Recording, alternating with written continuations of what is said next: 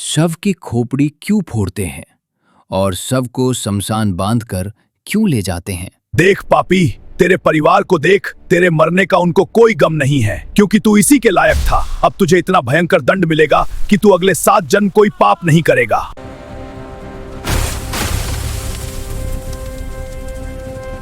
दोस्तों, क्या आपने कभी उस खौफनाक और सुन्न कर देने वाले सन्नाटे की कल्पना की है जब किसी मनुष्य की सांसें सदा के लिए थम जाती हैं?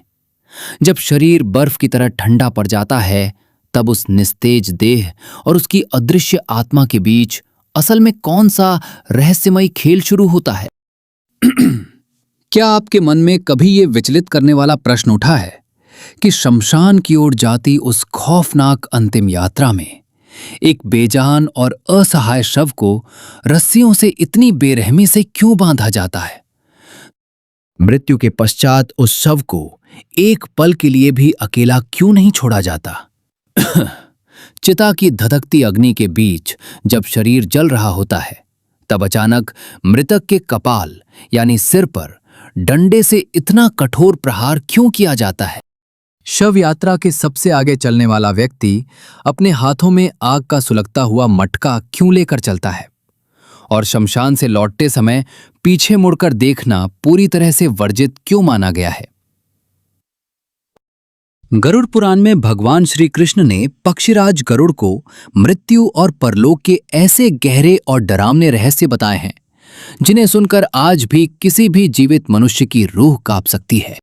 मृत्यु इस मायावी और नश्वर संसार का सबसे अटल, भयानक और निर्विवाद सत्य है जिससे कोई भी प्राणी बच नहीं सकता।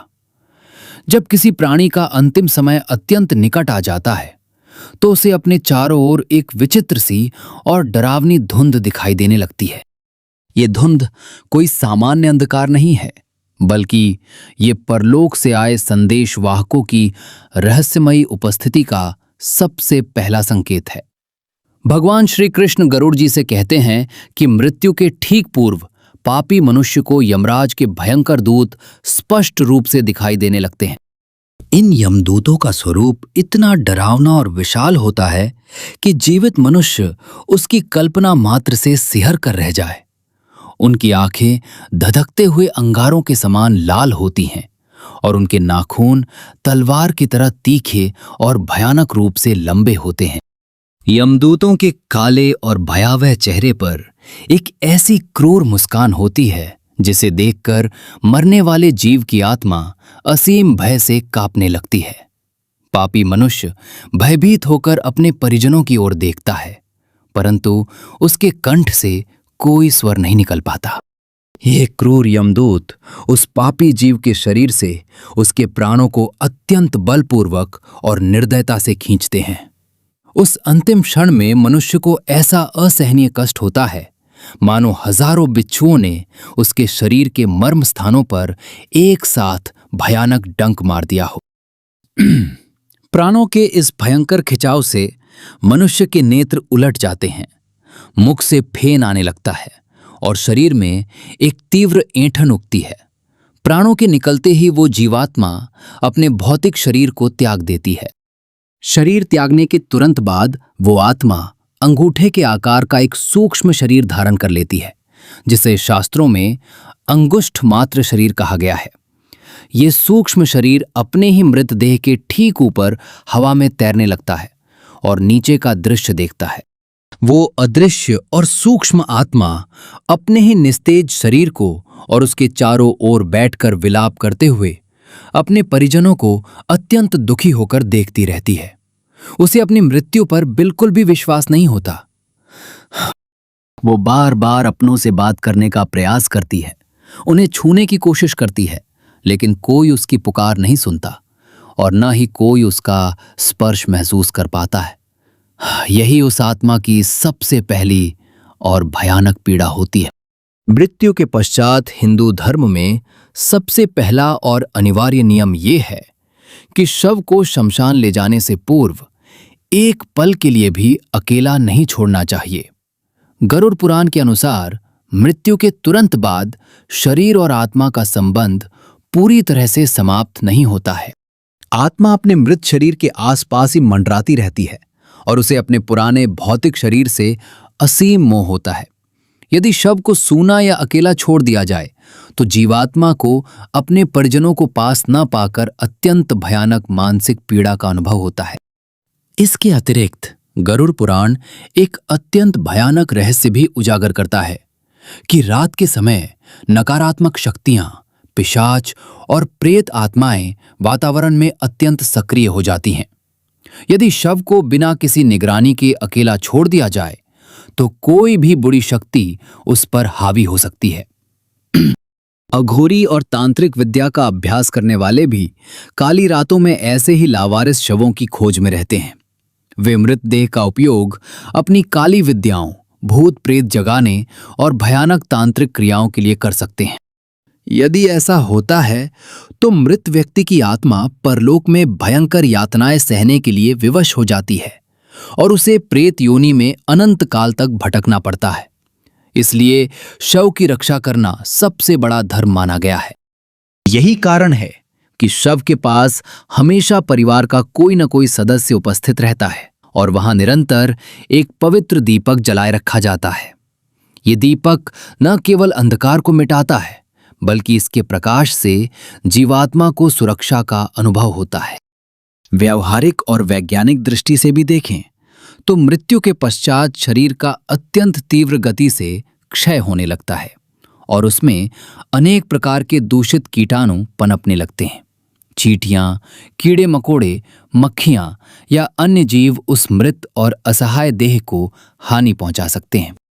शव की पवित्रता और सम्मान को बनाए रखने के लिए परिजनों को उसके पास बैठकर निरंतर उसकी देखभाल करनी पड़ती है।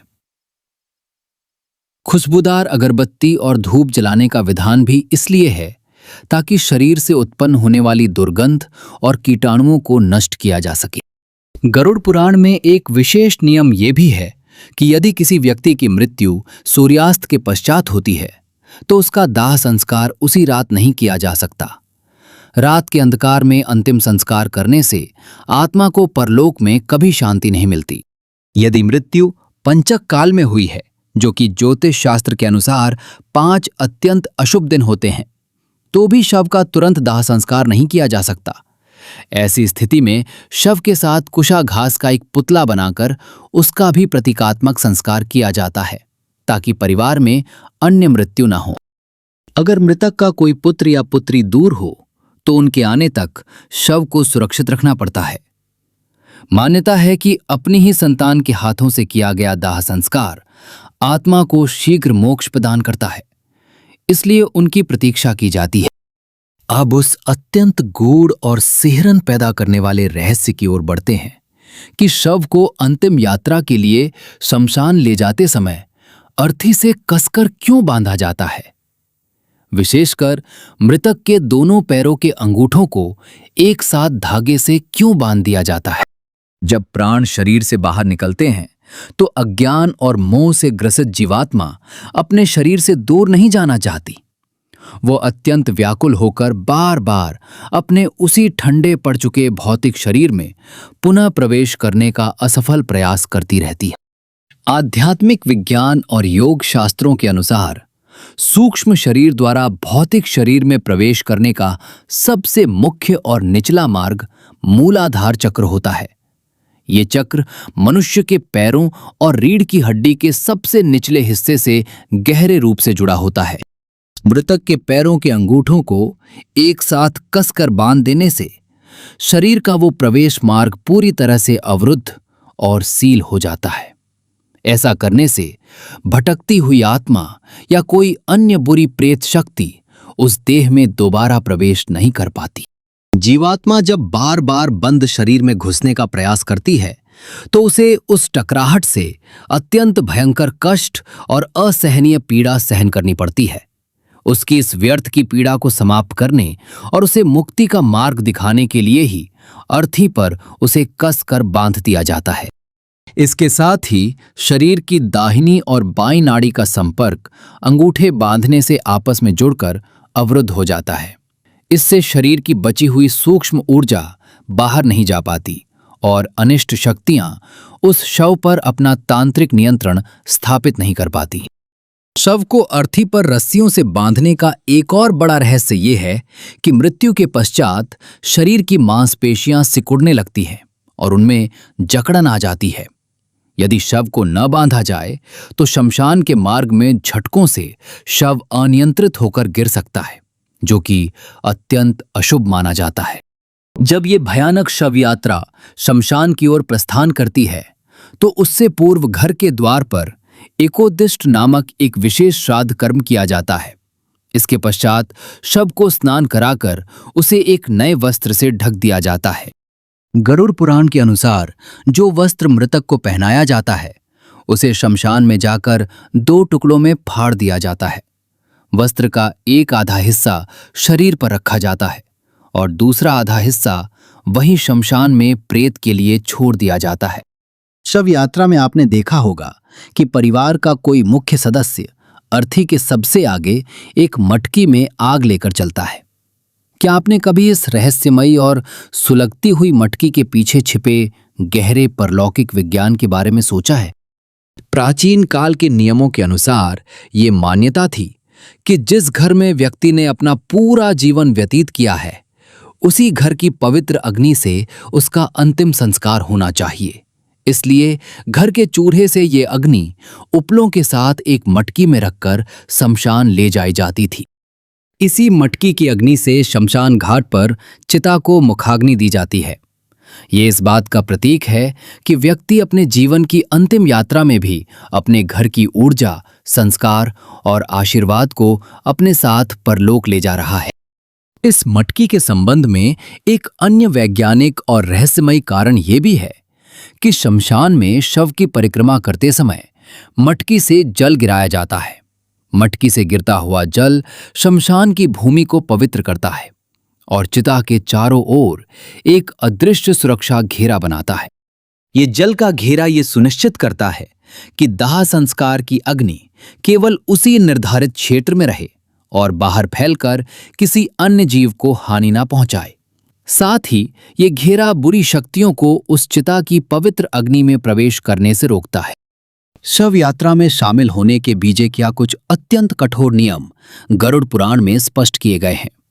जो महिलाएं गर्भवती होती हैं या जो व्यक्ति हृदय से अत्यंत भावुक और कमजोर होते हैं उन्हें शव यात्रा में जाने की मनाही होती है। शमशान में उपस्थित नकारात्मक ऊर्जा और शोक का भयंकर वातावरण कमजोर हृदय वालों और गर्भ में पल रहे शिशु पर अत्यंत गहरा और विनाशकारी प्रभाव डाल सकता है। इसलिए उन्हें इस खौफनाक दृश्य से दूर रखा जाता है। इसी प्रकार यदि कोई व्यक्ति ब्रह्मचारी है तो उसे केवल अपने माता पिता और गुरु के शव को ही कंधा देने का अधिकार है। यदि वो किसी अन्य व्यक्ति के शव को कंधा देता है तो उसका वर्षों का कठोर ब्रह्मचर्य तुरंत भंग हो जाता है। परंतु सामान्य व्यक्ति के लिए किसी शव यात्रा को देखना और मृतक को कंधा देना अत्यंत पुण्य का कार्य माना गया है। गरुड़ पुराण कहता है कि जो व्यक्ति किसी शव को कंधा देता है उसे एक बड़े यज्ञ के बराबर का पुण्य फल प्राप्त होता है। शमशान घाट में जब शव को चिता पर रखकर अग्नि दे दी जाती है तब एक अत्यंत ही कठोर, निर्मम और हृदय विदारक क्रिया संपन्न की जाती है। इस क्रिया को हिंदू धर्म में कपाल क्रिया कहा जाता है, जिसे देखकर ही रूह कांप उठती है। इस क्रिया में शव के सिर पर बांस के मोटे डंडे से प्रहार करके उस कठोर खोपड़ी को फोड़ा जाता है। ये देखना किसी भी मनुष्य के लिए अत्यंत कष्टकारी होता है, परंतु गरुड़ पुराण के अनुसार ये आत्मा की पूर्ण मुक्ति के लिए सबसे अनिवार्य चरण है। मनुष्य के प्राण शरीर के 9 द्वारों में से किसी एक द्वार से निकलते हैं, जिनमें से सिर का ऊपरी भाग यानी ब्रह्मारंध्र सबसे पवित्र और श्रेष्ठ माना गया है। कपाल क्रिया करने से ये ब्रह्मारंध्र पूरी तरह से खुल जाता है। यदि जीवात्मा का कोई भी अंश मस्तिष्क में अटका रह गया हो तो वो इस प्रहार से तुरंत मुक्त हो जाता है। इस कठोर कृत्य से जीवात्मा पूरी तरह से इस नश्वर भौतिक शरीर के मोह से कट जाती है और मोक्ष की दिशा में अग्रसर होती है। जब तक सिर पूरी तरह से जलकर भस्म नहीं हो जाता तब तक आत्मा को परलोक में नया जन्म या मोक्ष प्राप्त करने में भयंकर बाधाएं आती हैं। इसलिए इस दर्दनाक क्रिया को आत्मा की पूर्ण मुक्ति और शांति का अंतिम और सबसे रहस्यमयी द्वार माना गया है। कपाल क्रिया का एक और खौफनाक कारण अघोर विद्या और तंत्र से जुड़ा है। यदि चिता में कपाल अजल रह जाए तो तांत्रिक और अघोरी स्मशान की राख से उस अधजले कंकाल को अपनी तंत्र साधना के लिए चुरा लेते हैं। वे उस कंकाल का उपयोग भूत प्रेत जगाने, वशीकरण करने या विनाशकारी तांत्रिक सिद्धियों में करते हैं। इससे मृतक की आत्मा तांत्रिक के हाथों बंधक बन जाती है और भयंकर पीड़ा सहती है। आत्मा को ऐसे भयंकर तांत्रिक दुरुपयोग से हमेशा के लिए बचाने के लिए ही कपाल को डंडे से पूरी तरह नष्ट कर दिया जाता है, ताकि कोई भी बुरी शक्ति उस मस्तिष्क की हड्डियों का अनुचित लाभ न उठा सके। वैज्ञानिक दृष्टिकोण से भी इस क्रिया का अपना एक विशेष महत्व है। मनुष्य की खोपड़ी की हड्डी शरीर का सबसे कठोर और मजबूत हिस्सा होती है, जिसे चिता की सामान्य अग्नि में पूरी तरह भस्म होने में बहुत अधिक समय लगता है। खोपड़ी के भीतर अग्नि का दबाव बढ़ने से वो एक भयानक आवाज के साथ अनियंत्रित होकर फट भी सकती है। इसलिए उसे पहले ही डंडे से तोड़कर अग्नि को मस्तिष्क के भीतर तक पहुंचने का मार्ग दे दिया जाता है, ताकि शव पूर्ण रूप से पंच तत्व में विलीन हो सके। अंतिम संस्कार पूर्ण होने के पश्चात जब परिजन श्मशान से वापस लौटते हैं तो गरुड़ पुराण में एक बहुत ही सख्त और रहस्यमयी नियम बताया गया है। इस नियम के अनुसार श्मशान से लौटते समय किसी भी व्यक्ति को भूलकर भी पीछे मुड़कर नहीं देखना चाहिए। ये नियम इसलिए इतना महत्वपूर्ण है क्योंकि जब चिता जल रही होती है तब भी आत्मा उसी स्थान पर उपस्थित रहती है और अपने परिजनों को जाते हुए अत्यंत दुख से देखती है। यदि परिजन मोहवश पीछे मुड़कर देखते हैं तो आत्मा का मोह कभी भंग नहीं हो पाता। परिजनों की उस करुण दृष्टि से बंधकर आत्मा पुनः उनके पीछे पीछे घर की ओर लौट आती है और प्रेत योनि में भटकने लगती है। पीछे न मुड़कर देखने से आत्मा को ये कठोर परंतु सत्य संदेश मिलता है कि अब उसका इस संसार और इस परिवार से कोई लौकिक नाता नहीं रहा। ये निर्मम कृत्य आत्मा को सांसारिक मोह त्याग कर अपनी आगे की रहस्यमयी परलोक यात्रा के लिए विवश करता है। इसलिए पीछे मुड़कर देखना न केवल अशुभ है, बल्कि ये मृतक की परलौकिक शांति में सबसे बड़ी बाधा है। शमशान से घर लौटने के पश्चात घर में सीधे प्रवेश नहीं किया जाता। घर के द्वार पर नीम की कड़वी पत्तियां या तीखी मिर्च दांतों से चबाकर थूक दी जाती है और हाथ पैरों को शुद्ध जल से धोया जाता है। इसके पश्चात लोहा, जल, अग्नि और पत्थर का स्पर्श करके ही घर के भीतर कदम रखा जाता है। ये क्रिया मृत्यु के शोक की कड़वाहट को त्यागने, भावनाओं को पत्थर के समान मजबूत करने और शमशान की नकारात्मक ऊर्जा को घर के बाहर ही नष्ट कर देने का प्रतीक है। शवदाह करने वाले मुख्य व्यक्ति को कुछ दिनों तक शमशान और अन्य अपवित्र स्थानों से दूर रहना चाहिए, क्योंकि चिता की अग्नि देने वाले व्यक्ति का शरीर अत्यंत संवेदनशील हो जाता है और अनिष्ट शक्तियां उसे बहुत ही सरलता से अपना शिकार बना सकती हैं। शास्त्रों के अनुसार अस्थियों का संचयन मृत्यु के तीसरे या चौथे दिन किया जाना चाहिए। चिता की अग्नि से अस्थियों में आकाश और तेज तत्व की ऊर्जा समाहित हो जाती है, जो मृत आत्मा को कुछ दिनों तक सुरक्षा कवच प्रदान करती है। परंतु समय बीतने के साथ ही ऊर्जा क्षीण होने लगती है और अनिष्ट शक्तियां उन अस्थियों पर अपना अधिकार जमा सकती हैं। इसलिए अस्थियों को समय पर एकत्र करके पवित्र गंगा या अन्य नदियों में प्रवाहित कर देना चाहिए। मृत्यु के बाद अंतिम संस्कार हो जाने का ये अर्थ कदापि नहीं है कि जीवात्मा तुरंत स्वर्ग या नरक चली जाती है। गरुड़ पुराण के अनुसार मृत्यु के पश्चात आत्मा पूरे 13 दिनों तक अपने ही घर के आसपास भटकती और रोती रहती है। इन 13 दिनों में परिजनों द्वारा जो पिंडदान और तर्पण किया जाता है, उसी से उस अदृश्य सूक्ष्म शरीर को बल और पोषण प्राप्त होता है। यदि परिवार के लोग ये पिंडदान न करें तो आत्मा भूखी प्यासी तड़पती है और प्रेत योनि में अनंत काल तक भटकने के लिए विवश हो जाती है। पिंडदान की इस रहस्यमयी प्रक्रिया में अत्यंत गूढ़ विज्ञान छिपा है।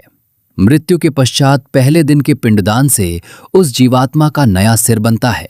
दूसरे दिन के पिंडदान से गर्दन और कंधे का निर्माण होता है। तीसरे दिन हृदय, चौथे दिन पीठ, पांचवें दिन नाभि और छठे दिन कमर का निर्माण होता है। इस प्रकार 10वें दिन तक आत्मा को एक पूरा नया यातना शरीर प्राप्त होता है, जो उसे यमलोक की भयंकर यात्रा के लिए तैयार करता है। 11वें और 12वें दिन वो प्रेत शरीर भोजन कर शक्ति संचय करता है। 13वें दिन के पश्चात यमदूत एक बार फिर से पृथ्वी पर आते हैं और उस जीवात्मा को मोटे पाश में बांधकर यमलोक के उस भयानक मार्ग पर घसीटते हुए ले जाते हैं। ये परलोक की यात्रा अत्यंत ही कष्टदायक, लंबी और अंधकारमय होती है। गरुड़ पुराण में वर्णित ये यम मार्ग कोई साधारण मार्ग नहीं है, बल्कि ये यात्रा पूरे 348 दिनों तक निरंतर चलती है। इस पूरे 1 वर्ष की यात्रा में जीवात्मा को न तो पीने के लिए एक बूंद जल मिलता है और न ही विश्राम करने के लिए कहीं छाया नसीब होती है। उसे केवल वही भोजन प्राप्त होता है जो उसके परिजन पृथ्वी पर उसके निमित्त मासिक श्राद्ध में देते हैं। आत्मा को यमलोक के मुख्य द्वार तक पहुंचने के लिए पूरे 16 भयानक नगरों को पैदल पार करना पड़ता है।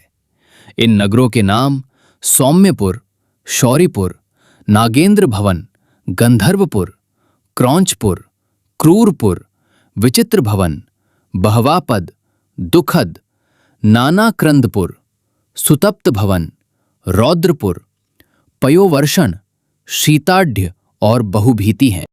इन 16 नगरों में से प्रत्येक नगर में आत्मा को उसके पापों के अनुसार अलग अलग प्रकार की भयंकर यातनाएं झेलनी पड़ती हैं। पहले नगर सौम्यपुर में आत्मा को क्षण भर का विश्राम मिलता है, जहां वो अपने परिवार और सुखों को याद करके फूट फूट कर रोती है। परंतु यमदूत उसे कोड़े मारते हुए कहते हैं कि तेरा धन, तेरी पत्नी और तेरे मित्र अब कहाँ गए? अब तुझे अपने कर्मों का फल अकेले ही भोगना होगा। इसके बाद क्रूरपुर में उसे खूंखार कुत्तों और जंगली जानवरों का सामना करना पड़ता है। कहीं आत्मा को भयंकर शीप का सामना करना पड़ता है, तो सुतप्त भवन जैसे नगरों में धरती इतनी गर्म होती है कि उसके पैर जलने लगते हैं। पयोवर्षण नगर में आकाश से आग और नुकीले पत्थरों की वर्षा होती है, जिससे आत्मा लहूलुहान हो जाती है।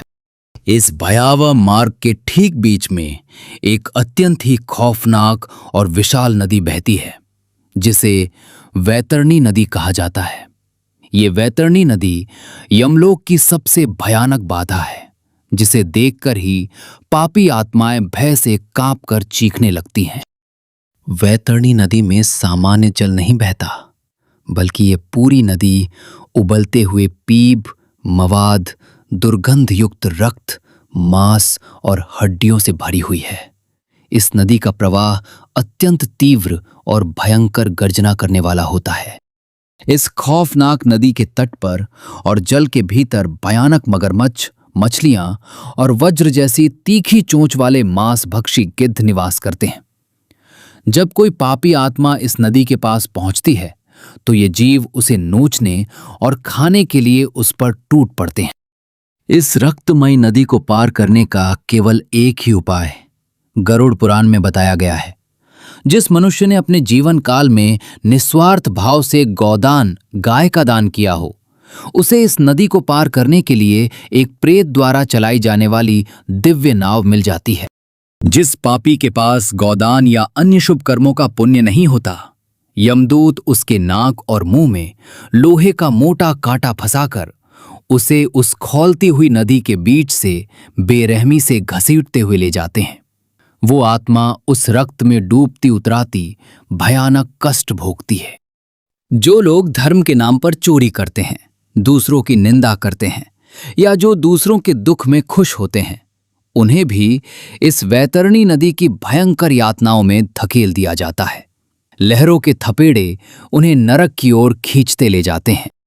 लगभग 1 वर्ष की निरंतर भूखी प्यासी और कष्टकारी यात्रा के बाद वो क्षत विक्षत जीवात्मा यमराज की विशाल नगरी, जिसे यमपुर कहा जाता है, के मुख्य द्वार पर पहुंचती है।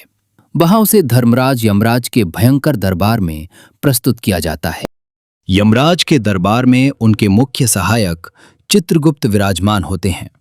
चित्रगुप्त के पास प्रत्येक जीवात्मा के जीवन भर के शुभ और अशुभ कर्मों का अत्यंत सूक्ष्म और सटीक लेखा जोखा मौजूद होता है। चित्रगुप्त उस आत्मा के समस्त गुप्त रहस्यों, पापों और पुण्यों को यमराज के समक्ष पढ़ते हैं।